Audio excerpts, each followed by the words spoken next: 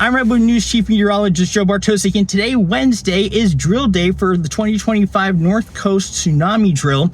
And I was traveling south along 101, just south of Bayshore Mall, on my way out of town toward work when the message came in across my phone. So I decided to safely make a left-hand turn as soon as I could onto one of the side streets in order to pull over, turn off my vehicle, double-check the map to make sure I was truly out of the inundation zone. For the most part, Highway 101 is a good line or demarcation between areas close to the water are going to be in the inundation zone. Areas on the other side of 101, on the east side toward the mountains or looking toward the mountains, that's going to be your safe spot. There are a few exceptions, so again, it's really important to make sure you double check those maps and know your zone. And while I'm pulled over, let's go ahead and check in with Ryan over at the Weather Service on Woodley Island to see how things went there today.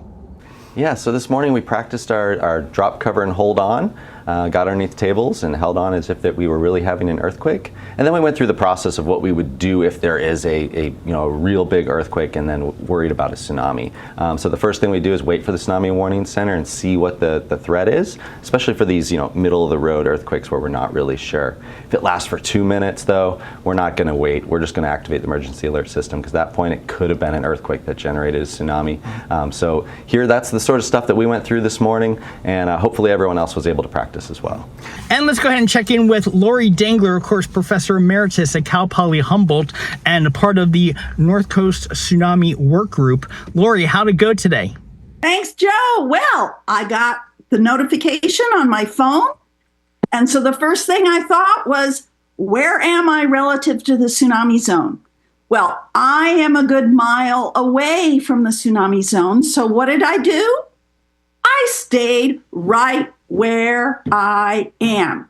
And it turns out that is just as important to know than if you're in the zone and how to get to high ground, because over evacuation creates problems. All right, Lori, great information there. Thank you so much for that.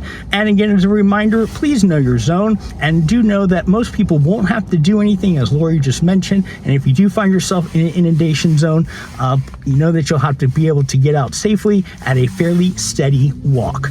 And that concludes it for this year's 2025 Redwood Coast Tsunami Drill. I'm Chief Meteorologist Joe Bartosik. We have 2 more episodes, one on Thursday on the peninsula, and then we'll wrap it all up for you on Friday.